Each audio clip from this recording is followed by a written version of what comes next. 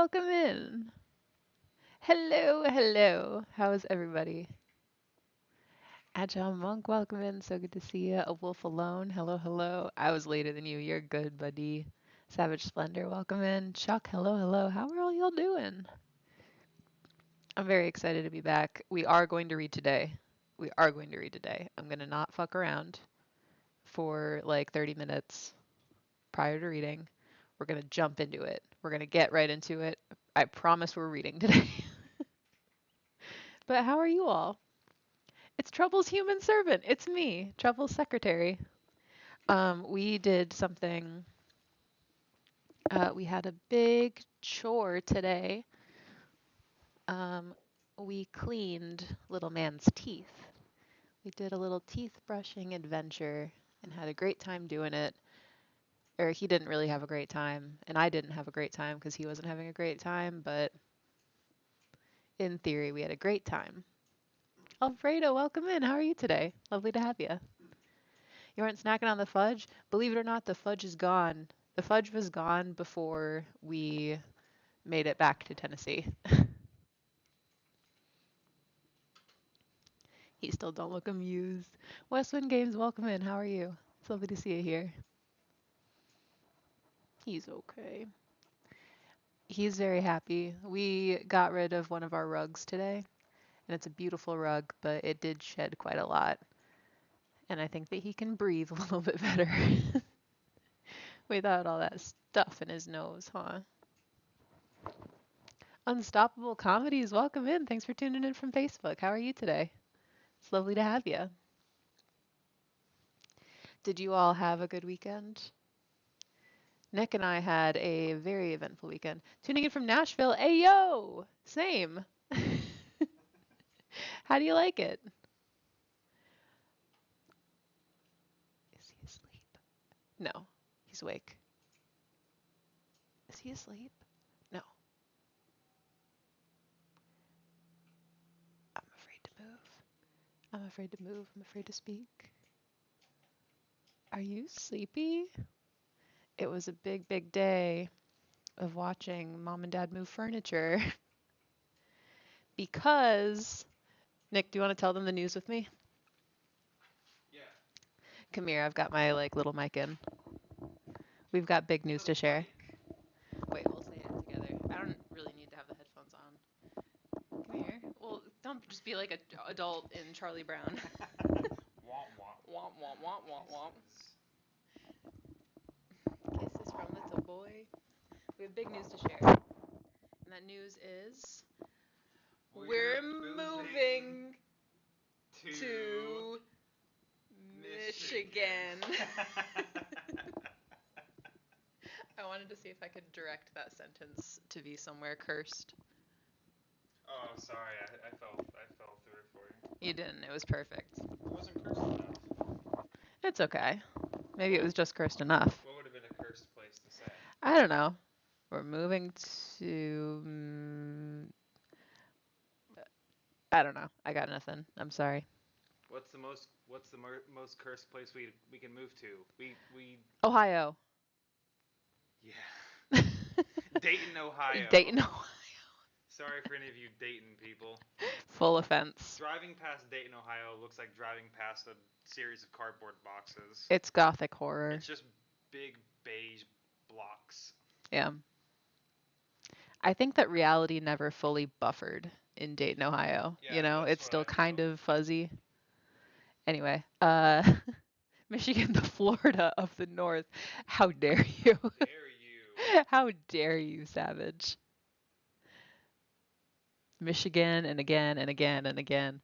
Yeah, because I lived there, I grew up there, and then moved away and moving back. I gotta brush this little boy's ears. He's matted. Is he matted in his ear?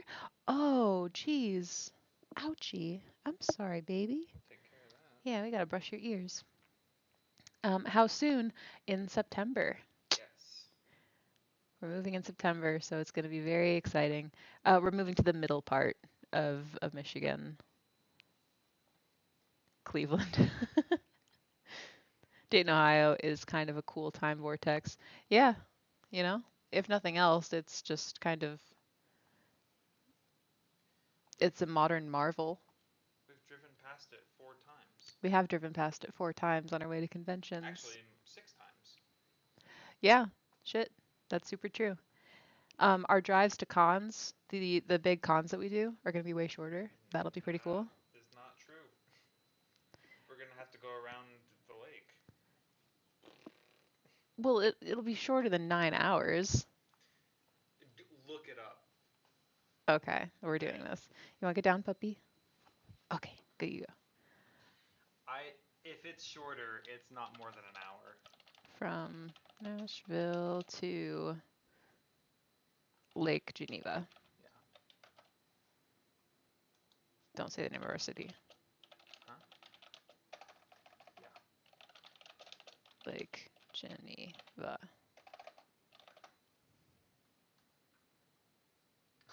Midland, Texas. No. Oh. It's quite a bit shorter, actually. It's like 2.5 hours shorter. Oh no. I concede. Grace was right. Oh no. That's just 2 less hours to get an Impossible Whopper, though. Really, you're robbing us. Yeah. That's our thing. Well. We do Impossible Whoppers at Burger King whenever we take a road trip. Yeah, here that before the winter. Yeah, we're gonna get there before the winter time, Yes. so we have a little bit of fall to enjoy. We go through Chicago anyway to pick people up. Yeah, that's true. We always go through Chicago, and we have a tradition in Chicago. Every time we drive through it on our way to and from cons, we stop at Chicago Ramen, and it is awesome. It's kind of our favorite. Yeah. The shaved look is good, New Type says. He says you look good. Thanks. Yeah. Doesn't he look nice? He's very Clark Kent. Thank you. You can take the fast ferry across Lake Michigan. Can you do that with your car? And then we can hoof it. Yeah. You could probably take a car. We can hoof it. Hello from Northern VA. Sundance Kid, welcome in. It's so good to see you. Hey. How are you today? Virginia's a great state. Yeah. There's the Nick I used to know. The Nick you used to know. You know what? I didn't want to like deal with the big mic, but I'm just gonna Don't talk about Big Mike while Little Mike is here. I'm bringing out the big mic. That makes him insecure. It's okay. You know, he'll live. We're in Lake Geneva for GaryCon. We Yeah. have been for the last couple of years. We are the booth crew. We're the booth crew. Us and a few of our friends, and also Dakota, we all run the booth for Trollard Games at GaryCon. Oh, don't say it like Dakota's not our friend. Well, I don't know. Dakota, yeah. if you're out there, I'm got sorry. you, son. Dakota, you're our really good friend. When I say like our friends, I'm so like used to being our, like like, the little streaming gang. group, Yeah. like the group of we're all on camera together. But yeah. And Dakota, no, Dakota, we love you. It's a car ferry. Ooh, hell yeah. Hey, yo. Does that mean you get to miss the incredibly flat part of Illinois? I think the You incredibly mean Illinois? the flat part of Illinois finds you, I think. The best part of the drive every year is like the best part of the drive in fall for Gamehole Con is Wisconsin. The autumn is Yeah. beautiful there. It's Yeah. really pretty. It was like golden. It was gold, yeah. When we arrived. It Like was so pretty. I'm from East Tennessee, and like the autumns there are beautiful, but it's more like just like a patchwork of like browns and oranges. But like that Wisconsin autumn was just like yellow. It was You're gold. entering a whole world of Midwestern autumns. I know. I've been to Michigan. I went backpacking in Michigan in the fall, and it was incredible. Wisconsin construction is wonderful. That feels loaded. Yes, the 5th Midwestern season, roadwork. Ah. But the Yeah, at least traffic they will do never be road as work bad. There. Yeah. You can't beat those fucking Nashville potholes. Oh, can I? I didn't mean to swear. Is that okay? I can't fucking believe Okay. that you would goddamn say, swear, I banish you to super hell Not super. for your hell. transgression. Formerly Minnesota here, Wisconsin, Minnesota falls are amazing, aside from the cold. Yeah. Hey, bring it on. Yeah. Grass like is the greener. cold. Yeah, Yeah. it's one of those grass is greener things. I'm sure when I get up there and I've been there for a few years, it'll be like, ah, fuck this. Yeah. I miss the sun. I avoid Nashville anytime possible. We've talked about this before. Yeah, I live in Nashville and I avoid it anytime possible. It makes me angry to talk about. The drivers in Nashville, it's not just like the traffic is bad. Like, it's aggressive. It's people malicious. Are actively trying to. I think everyone's drunk. First of all, I think half of the drivers are drunk, especially on Broadway, and they're trying to run you off the road. The amount of times that I've seen someone just blow through the red light on the intersection that we live on. Yeah. It's rough. It's rough out there. Do you mean Florida? Super hell. Yeah. The first circle of super hell. It was 90 and sunny today all over Michigan. I'm so excited. It's going to be great. We're really excited. We were kind of between wherever we were going to move, and stuff just kind of worked out and fell together for Michigan. So yeah. I grew up in Michigan. You've been to the UP. I have been. I've been to a part of Michigan that Grace hasn't been. Yeah, I've never been to the UP. Oh, yeah, Agile Monk. I'm going to miss that Tennessee whiskey, but they got all that stuff. Yeah, and you can buy it any day of the week. Yeah. In Michigan. You can buy it whenever you want. We were up there, and it was like Sunday, and I was like, can we buy alcohol today? And when I thought you were kidding. She thought I was joking, but say that you can't buy alcohol, liquor, in Tennessee on Sundays. I was a grown man before you could buy wine in a grocery store. Here. Back in my day. Back in my day. We had to make it in our toilets. You had to get drunk on chicory coffee. I never had any wrecks until I moved to Nashville. That's a bummer. West Wing Games, are you a game shop in Nashville that we can perhaps patronize? Before we pop out? West Wind Games sounds like a store title. Is that a storefront? No limits on Sunday. Yeah. I'm getting fucked up on Sundays. We're drinking. We're going to go to Michigan to drink. You got to stock up on fudge in Traverse City, Michigan for the 131.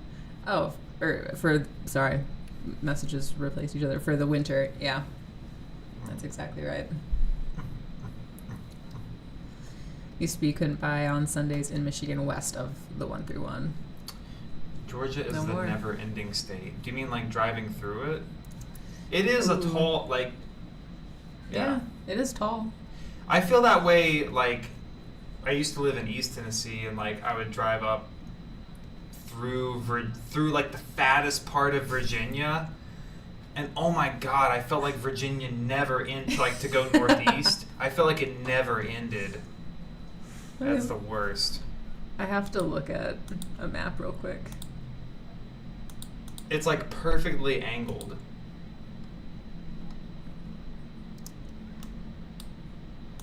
Fucking... Look at that shit. You hit out through here, and then you're just in Virginia for the rest of your life. Oh god. That just goes and goes. It goes, and then you're in Maryland for 2 seconds. Shapes are funny. Man. Okay. Wowie. Are you reading today? Yeah. Alright. Thanks for announcing the news with me. Yeah, I loved it. Everyone say bye, Nick.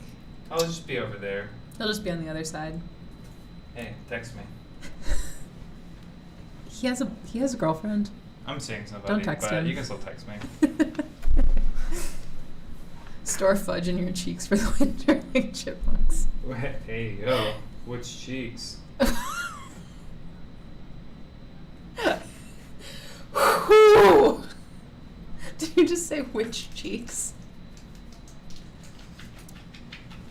Anyway. Anyway. Maryland for 2 seconds is the longest you could be there without getting carjacked and or mugged. Where at? Maryland. That's funny. I highly recommend the Gamekeep in Hermitage, though. No, I was into video game design about 15 years ago. There was a group that would get together for game jams in Franklin. That's fucking awesome. That's so awesome. cool. That's sweet. Yeah, I've had the Gamekeep saved on Google Maps since I moved here. and Time to go. have never gone. It's time. It's now or never. Speaking of now or never, we're here to do an activity. We're here to do a live reading of some fiction. Last time was our first time back in like a month, and we just caught up and didn't read. So we're going to read today. We're definitely going to read today. And we have been reading through The Pools of Dunhollow, which is kind of a novella by Stephen Chenault. It is not available anywhere. This is a draft, and we are reading through it for the very first time. And so far, the story is about Ava, who is a ranger, Yurik, who is a paladin, and Folkgard, who I don't know his class. I think he's maybe a fighter, but that's our adventuring party. And they are looking for the Pools of Dunhollow because there they'll be able to find stuff to help their friend Gregor, who is dying elsewhere across the country. And it's been a very perilous trek. The forests surrounding the Pools of Dunhollow are haunted by ghosts. They've already had a run-in with the ghosts themselves. Yurik has revealed that he has been to the Pools of Dunhollow before. Not to the pools themselves, but he has gone seeking the Pools of Dunhollow years and years ago with a different adventuring party. And plot happened. Mysterious events happened that we're not privy to. But this party has managed to, in their very brief time here seeking the pools, to enrage a fey creature who lives in the forest. She wants a little jade green stone that Yurik is carrying. He is meant to take this stone to a to a village deeper in the forest to sell to free a young woman from slavery. But this fairy wants it. And she has been kind of seeking Yurik and like tracking them as they embark on their journey. Until recently, when she was captured by a witch who lives in like a bog in the forest. And this witch is not just any magic user. She's a crone of unbelievable power who very easily overwhelmed this fey creature and is basically now keeping her in the witch's hut, and has indicated that she knows Yurik and wants to exact revenge on him for some slight that we're not privy to. But that's all going to turn out fine. That's going to be fine and nothing bad is going to happen. So we now rejoin our party. Settle in, get yourself a beverage, get cozy, and we're going to read some fiction. Thank you for being here. Ava led the pace into the higher country. As the afternoon began to wane, they began to encounter more pools. These were small, largely fed by the creeks and little brooks, but they bore the magic of the stone giants, for they were round and smooth, as if the stone that held them had been carefully shaped. Some were crowded over with water lilies, sweet flag, water lettuce, or creeping jenny.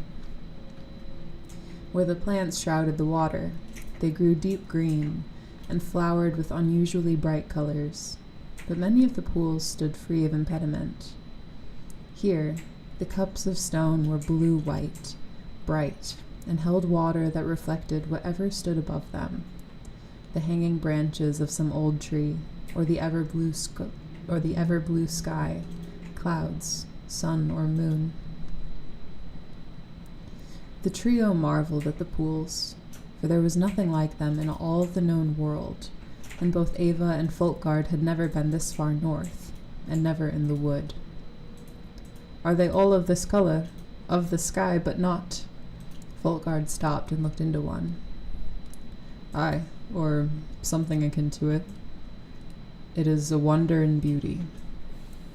Yurik shifted his weight and leaned some on his sword, though as beautiful as my saddle, and Blue's back to carry me.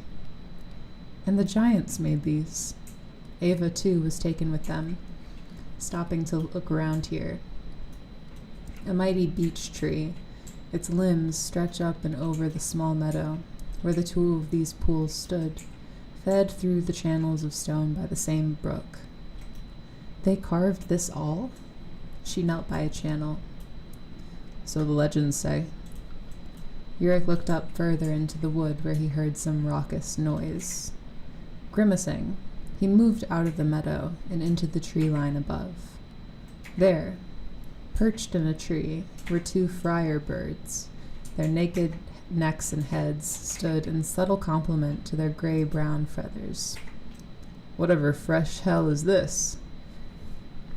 What fresh hell is what? Ava picked up on the night's shift in tone. Excuse me. We've got some of hell's pigeons here, watching us for some reason known only to them. Ava moved over to him, and Folkguard stood up to watch. She looked up at the birds. Friar birds, they're called. They eat berries and the like, though some might feast on some small carcass they find. Mayhap, but Narhite's servants favor them, and these two pigeons aren't watching us for berries. Some memory stirred in him, and he looked at Ava as if she might remind him. She half grinned and shook her head. Don't look at me. Scooping, he picked up a rock and hurled it at the birds. It flew wide, missing entirely to clack the tree trunk with some noise. The birds didn't flinch. At that, Ava took more notice and moved an arrow to the string. Do that again, but try to hit closer to the mark. Let me.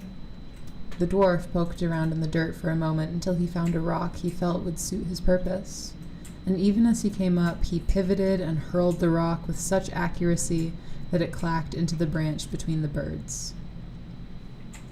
Neither jumped, nor moved beyond the one on the right, lifting its wings slightly. That's not natural. Ava bent her bow quickly, and both birds squawked and took to wing, one rising up, the other turning toward the tree to fly behind it. They moved fast enough that she had no clear shot, and saved her arrow for something more deserving. That can't be good, Yurik grimaced. We should start moving. Where are we going? Releasing the tension on her bow, Ava relaxed and put the birds out of her mind. Yurik gestured to the west. Up there the pools are larger, deeper. That is what we need. And we'll find a stone giant's cup easy enough. They're all about, like shoehorns at the cobbler's. They climbed a small ledge and onto a broad shelf of open country. It extended the better part of a mile, covered in rough rock, small black jack oaks, several of the giant pools and streams. On the far side, a waterfall's water tumbled onto the ledge with little noise or violence. The sun shone brightly and reminded them of spring. As they crossed the clearing, the twin birds nagged at Yurik. It was an omen, or portent, of that he was sure. The servants of Narhite favored those birds, small but intelligent, a look of madness about them. That befit Narhite, of that he was certain. Hey, Anchor, welcome in. Narhite, one of the named Val-Ericune, the greatest of the beings cast by the Allfather in the long ago days before days. Corthane, Mordius, Orndul, the Red God, Narhite, and others. Of them all, Narhite stood out as a force of evil and chaos, of intentional, purposeless suffering. His machinations fooled his siblings, and caused strife in all the ages of man and dwarf, even Unklar's long centuries, the winter dark. And Narhite's servants were no different than their master.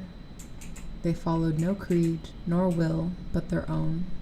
Even their two-faced master held no guidance for them. They were evil, and best avoided, even under the best of times. Yurik stopped and looked up at the clear blue sky, and felt the sun upon his face. The warmth refreshed him, and conjured a longing for the open prairie. Folkguard, is there not some tale of Narhite whereby he fooled your first people's first king and started the war between your folk and Orndul? The dwarf stopped and turned to face Yurik. The color drained out of his face a little, but the knight's visage gave no hint of insult or temptation of taunt. Knuckling his axe, he said, "Aye, friend Yurik. What of it? It is not a kindly tale, and not remembered by my folk with anything but anger." Ava scouted ahead a little. "I cannot remember it, but hearing it might remind me of what nags me here in the clearing."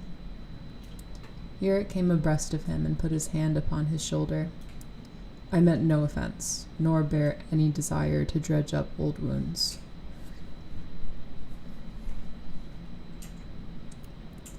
Folkguard cleared his throat and turned to walk with Yurik. "They're not my wounds, but my people's memory is long for wrongs unpunished. It led to war, and the eldritch goblins, the queen of that ilk and the goblins. It led to the Red Death, and eventually the bitter goblin dwarf war that ended in the Stone Wars, and the fall of all our glory, but for the brass halls and the Grundlik Hall. Tell me in brief, then, friend, for we only have a few hours before nightfall, and the telling of all those tales might take a month's worth of seasons." "In the days of our first kingdoms, of first home, Ogrin Darkeye sat upon the throne. He was loved and feared, and the Andanuth was in him like few others. His people first discovered veins of gold and gems and other metals in the earth, and they lay claim to them. With this wealth, they decorated their halls and homes, and all gloried in the beauty of it. It is then that one came among us, and he called upon the king. It was Narhite, one of the named, as your people call them. Aye. Reluctantly, Agrind let him enter the throne room and speak. We did not know him then, no one truly did, if they even do, and we did not know his penchant for lies. He spoke to us a warning, telling us that our treasures were claimed by Orndul, and the Red God was given to much wrath and would make war on us. But he padded his speech with flattery of power and told to our king and his marshals that Orndul feared us, for he saw in us the favor of the Allfather, and that for any of the named to harm us would bring his wrath, and that we could stand against that god. Our king was not wholly fooled, and bid Narhite leave his hall and presence, but the poison of his words was in us, for our king and his people felt invincible in the face of Orndul. But that was not the end of it. Narhite then stole to the homeless house, where Orndul sat in all his might, and spoke to his brother, and told him of the theft of all his gems by the dwarves, and of our irreverence of him. Orndul stood then in his youth, and rose in great wrath, promising to gain just payment. But Narhite spoke more to him, and told him of how the Allfather favored our halls, and that we possessed some power over the named, and that we could not be destroyed. He was not dissuaded, and came to first home, and in his wrath flung the doors to the halls wide, driving all before him. He came and he entered the halls of our king. He demanded recompense for the stolen wealth, and the promises from the folk that never again would they plunder his hidden things. But Agrind, with the words of Narhite in his ear, rose in a like wrath, and told the Red God to be off, and leave his people in peace, or that he would pay a price greater than any gems in the earth. And the fearlessness of the king smote Orndul, so that doubt plagued him, and he backed off open war. He left the halls with threats and promises of more, but he did not return. What he did do, however, was far greater, for he stole into the wild, and found those of our kindred who were wild and free, and he corrupted them, binding them to an evil life, to a life of evil and service. His power flowed into them, and it twisted them into caricatures of themselves, and they bore his evil mark within them, as they do even to this day. These were the first of the goblins, the eldritch goblins as we name them, and they are immortal, and they are creations of Narheit, as much as Orndul, for his words caused a war that may not have ever happened, and one that lasted over 1,000 years, and lay waste to all we held dear. They had moved up to the bank of the pool, where Ava had dropped her small pack, and knelt by the water, taking small handfuls and drinking her fill. That is as I have heard it, or something like to it. Yurik squatted down next to Ava and looked at himself in the water. The ripples were small and did not distract from his visage, hardened with a fresh scar. By the first wind, I need a bed. I need my horse. Did my tale not rattle your thoughts loose? Yes. There is a witch named Aihrde.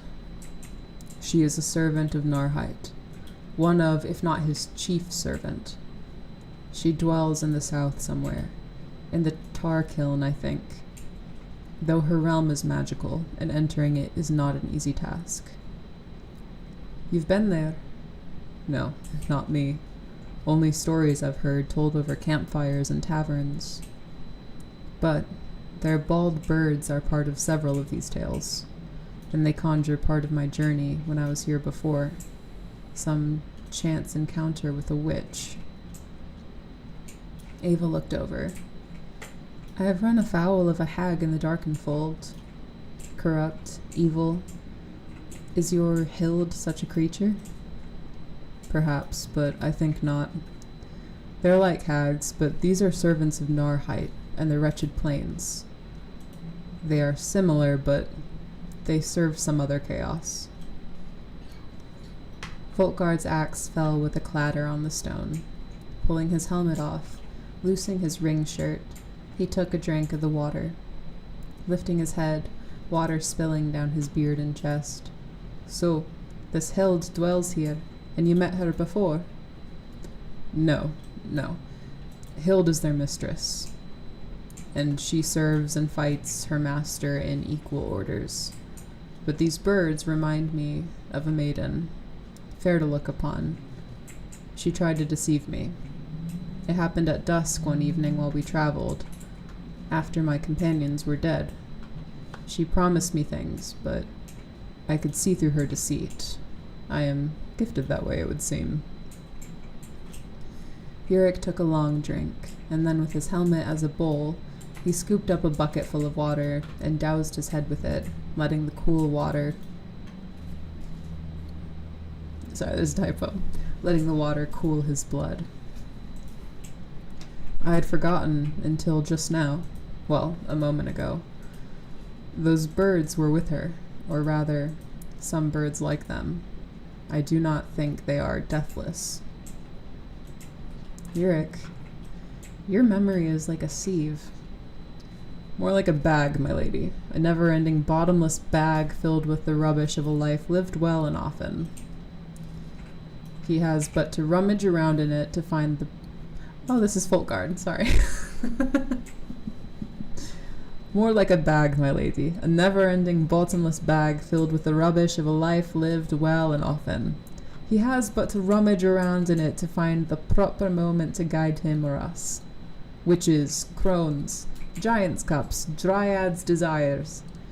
Do we even know if this dryad will free good Gregory with this water? Or is this some half-conjured dream of our good knights here? Folkgard laughed, and the sound of it carried over the clearing in an odd fashion. And the ledge where the waterfall stood caught it up and threw it back in some garbled echo that sounded somehow twisted. My mind is as clear as it ever was. I remember things in the order in which I need them. Yurik smiled, stood up and scooped up his pack. Let's get atop that ledge there before we make camp. There's no telling what this evening shall bring us. Together they moved out, swiftly crossed the remainder of the clearing and came to the fall. Ava found it easy purchase and climbed the ledges 20 feet of height and came to the top. She helped the other two climb up, and in short order they stood beneath the trees once again. The temperature dropped once they passed into the cool shade, and they picked up their pace. They traveled for several miles until once more the sun dipped beneath the shadow mountains, bringing the night. This time, the trees blotted out the failing light so that the darkness came ever faster. They found a large tulip tree in its prime, a massive bole, roots that both bore into the rock and soil and rose to snake across the ground, a canopy of brilliant green, broad-tipped leaves and a host of yellow-orange flowers freshly bloomed. It stood out, a painting of paradise in a land of wonder and beauty. On the far side stood a small glen of deep grass and long-stemmed wildflowers.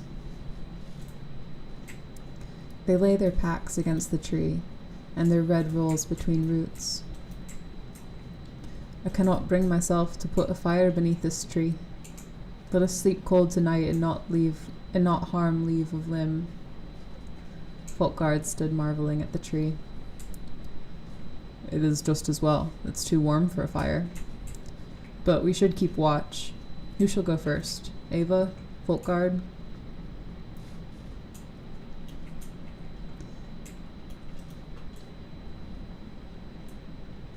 Okay. I will take it tonight. The ghosts hounded you last night. Let them come to me and see if I can hear them better. Anyway, I wish to enjoy this tree. It reminds me of home as much as... Oh, that is... Wait, okay. Sorry, I'm having some trouble figuring out who's speaking. I even read ahead and thought that I had it. Okay. I will take it tonight. The ghosts hounded you last night. Let them come to me and see if I can hear them better. Anyway, I wish to enjoy this tree. It reminds me of home as much as this wood does. It is the Fae, good friend. Their forests are not unlike your halls. There is magic in them that few can replicate. They are special. Be that as it may, Ava lay down in her own bedding. Do not be lured into some false image of the Fae. They are malicious, dangerous even, for they know not what harm they cause, nor care. Some even relish it. Be not deceived by the charms of their beauty. Beauty cannot deceive, my lady. Uric laughed and rolled the blanket over his head. You're a fool, my knight. She lay back to look up between the branches of the tulip tree, and there spied the stars overhead. She wondered at them for a moment until she saw a faint movement and narrow eyes looking down at her. They were small, on a small creature. A sprig, she thought.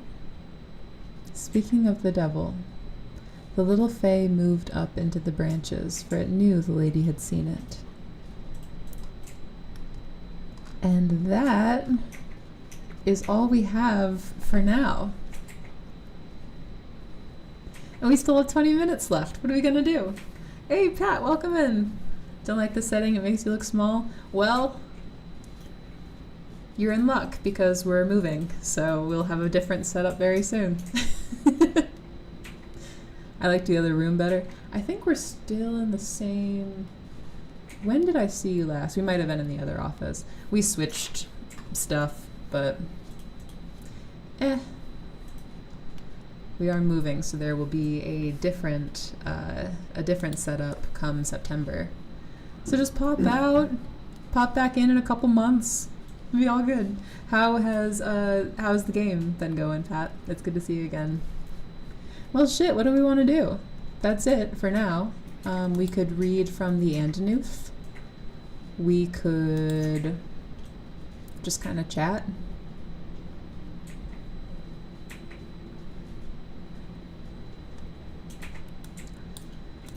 It's good shit. I am really loving the Pools of Dunhollow so far. I'm very invested to see what's going on.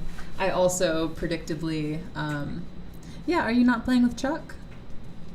Last I checked, last we spoke, you were playing in Jungles of Inclunade, I think. My brain's mostly out my ears, but I can chat, just not coherently. Welcome to my life, dude. I got dismissed. Oof. Gotta let the full rotation go in, you know? Gotta get some other players in, then get back in, you know? From both campaigns. That's a bummer, man. I'm sorry. Have you found, like, another game to play in? Something that I really want to do this year is, like, go have, like, an in-person game. That'd be really nice. You'll find something. You're a great actual player, and I know that, like, I think folks in the Discord are, like, always trying to, like, start something. Gave up on CNC. Well, we hate to hear that, but hey, it's a free country. You're allowed to do what you want. But I would love to talk you back into it.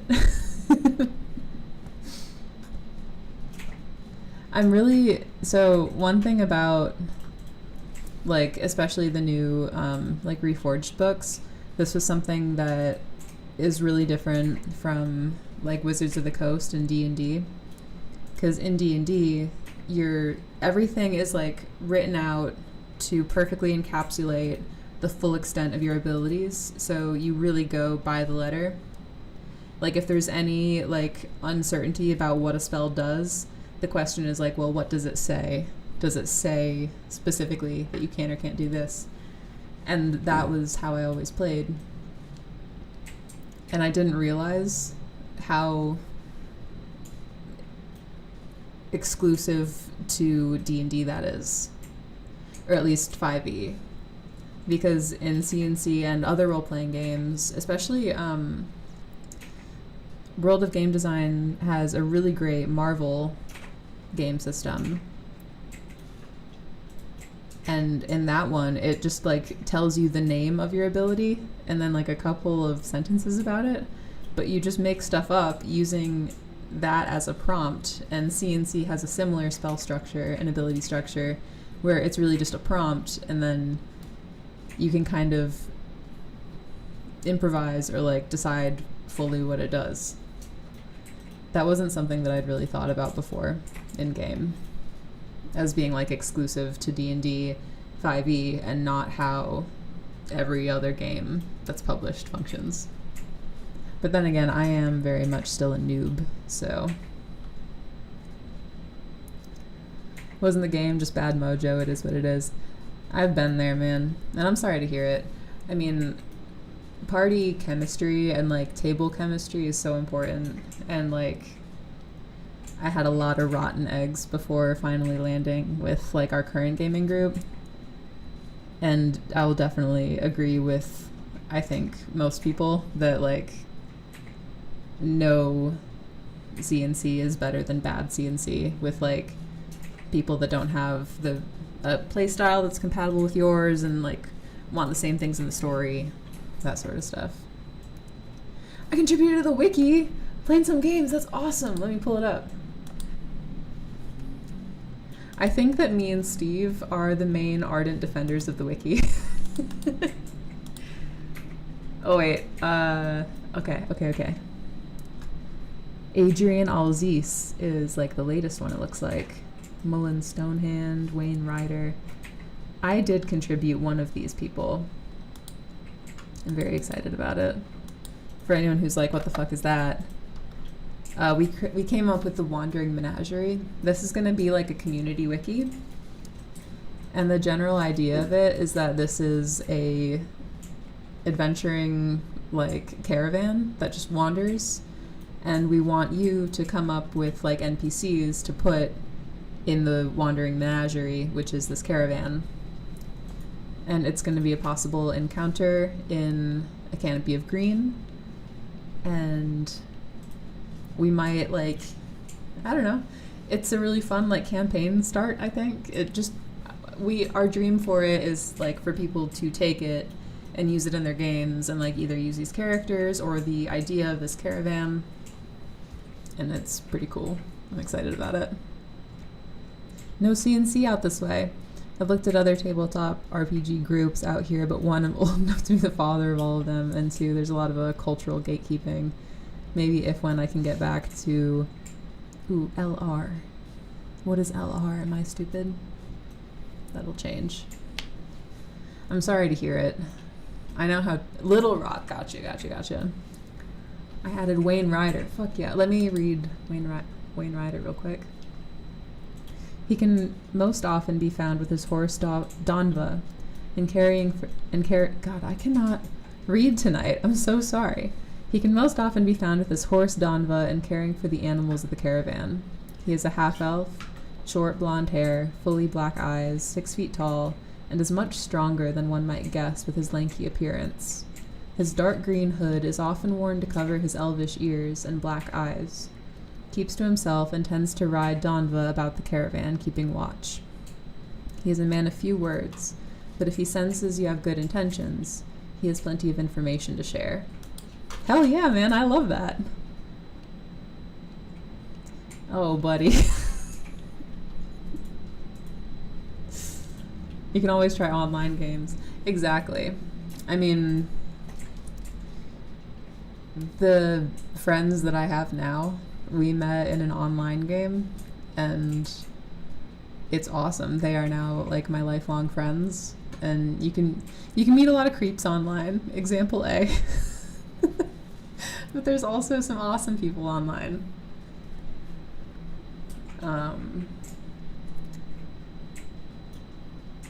Oh, buddy.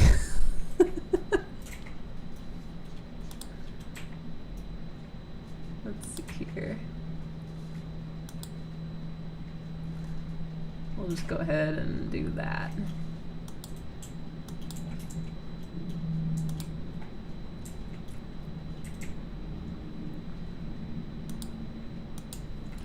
Ba-ba-da-ba-ba. Ba-ba-da-ba-ba-ba. Okay, we're good.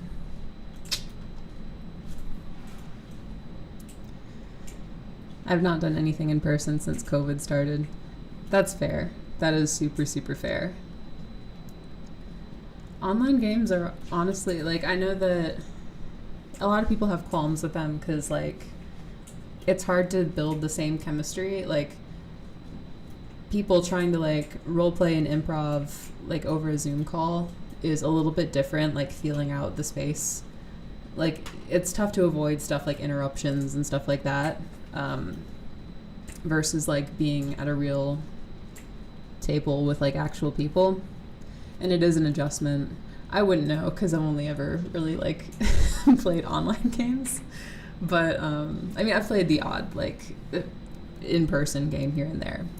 But, like, I think once you get used to it, it's kind of awesome, and it still feels real and creative and inspiring. And it's great. I prefer in-person. The delay gets to me too much. Yeah, you definitely have to, like, feel it out.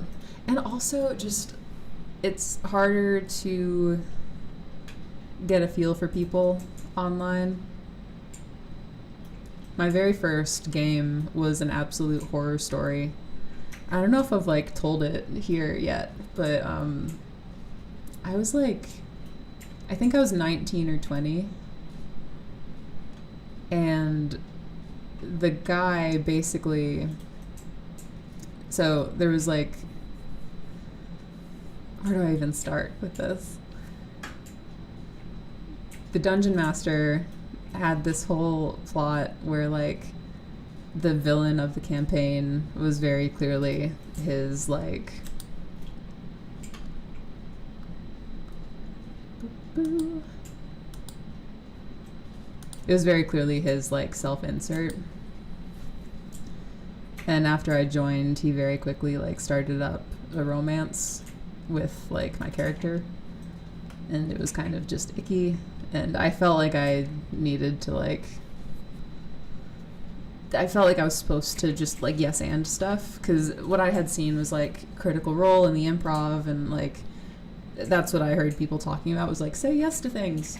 So it's like, okay. So I went with it.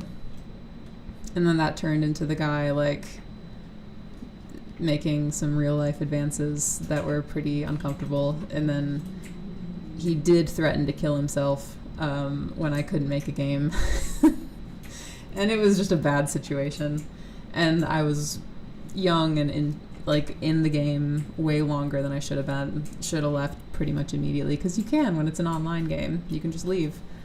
But it was bad. It was real bad. And it took a few rotten eggs to find the awesome group that I'm with now. Jesus. Yeah, it was fun. Also, welcome in, Improv. I saw that you followed. Thank you so much for being here. It's lovely to have you. How are you today? Critical Role introduced a lot of people to tabletop RPGs, which is good, but it also created a lot of unrealistic expectations of the hobby. Yeah, I think they would agree. Because, like, these are people where, like, acting and voice acting and that podcast is their full-time job. And that is going to be a very, very different experience from just, like, someone's table. I think that watching Critical Role was how I learned how to play. And I think that it made me a much more, like, serious role player to start out. And I've kind of come around on that, which has been fun. But I have a weekly group that's excited to start CNC when we finish our current Call of Cthulhu campaign. Dude, fuck yeah. That's what I love to hear. That's awesome. Do you know what you're going to do yet? Are you going to do, like a pre-written adventure or a homebrew campaign or what? I was just browsing through D&D and tabletop streams and stumbled in here. Well, hell yeah, welcome in. We are Troller Games. We publish a game called Castles and Crusades. It was actually the earliest precursor to Dungeons & Dragons 5th edition, and our company did a lot of work with Gary Gygax. And it's awesome, and we love talking about tabletop RPGs. We do have a full weekly schedule. I'm just here every Monday. But, yeah, welcome in. I hope that you come back around. It is always, you see you smile, I can tell you really enjoy what you do. Thank you. I really appreciate that. That's really sweet. I do love it. I love being here, and doing the live readings has always been really a lot of fun. Thank God I never admitted to wanting to kill myself, because you wouldn't join our campaign. I enjoy living too much, and your man would kick my butt, and I'm not in a campaign, so yeah. There you go. Several degrees of stuff. Your mods are fast bot killers. Chuck, coming in, quick on the draw. Thank you very much, Chuck. I appreciate it. It's been the night of stuff. You don't always get it. I used to get folks, like, earlier a lot more, like, on my own channel. So I'm always intrigued to see them make their way over here. But it happens, you know. There's always a little bit of satisfaction when, like, a troll comes in and you can convert them. Not like a troll like us trolls, but, like, you know, aggressive, angry trolls. Because sometimes if you just play into it, if you're, like, in the mood to, you can kind of convert them into, like, being cool, and then it's fine. I was actually impressed when I realized you also CK'd a campaign. I did not. I only did a one-shot. It was just a one-shot. It was a battle royale, so I barely had to do anything. It was my very first time castle keeping anything, but it was really a lot of fun, and I'd like to do it again.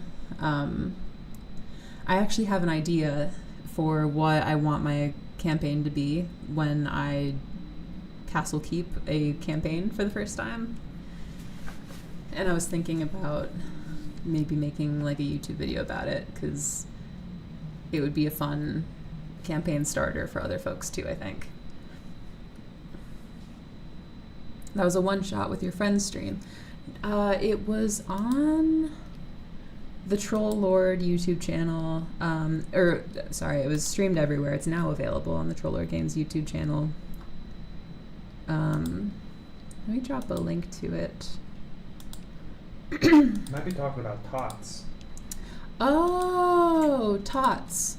Gotcha. Okay, so that. Yeah, no, so that's actually 5th edition. I dungeon mastered. I have not castle kept yet. But yeah, that was about a little over 2 years that game ran. And we're kind of hiatusing. We're doing Curse of Strahd now, and Chris, who, if you remember, played Quinn, our bard, he is now DMing for Curse of Strahd. And after Curse of Strahd, we're going to do another CNC game, also castle kept by Chris. And that'll be fun. But yeah, I love that campaign. It was a lot of fun. It was a lot of work. And it was my very first time DMing as well. That campaign was. Ooh, after Cthulhu, I'm thinking of running the A series that starts with Rising Knight. I'm not sure if I'll set it in Aihrde or Homebrew World. Wait, is the A series Undying War? Am I stupid? Hang on, don't answer that. I'm pretty sure that's the Undying War. Yes. Oh my god. Okay. Do it, do it, do it, do it. I love the Undying War. And tell us all about it. Tell us all about how it goes. I want to know every detail. I want to know all the stuff that your players do. Definitely come back and tell us about it. It would be awesome to see it set in a homebrew world. I think that especially the end of Undying War, like the A11, A12 adventures, are very Airdian. But you could easily transplant it into a different like homebrew world. Easily. You just need like a big scary tower and an evil guy.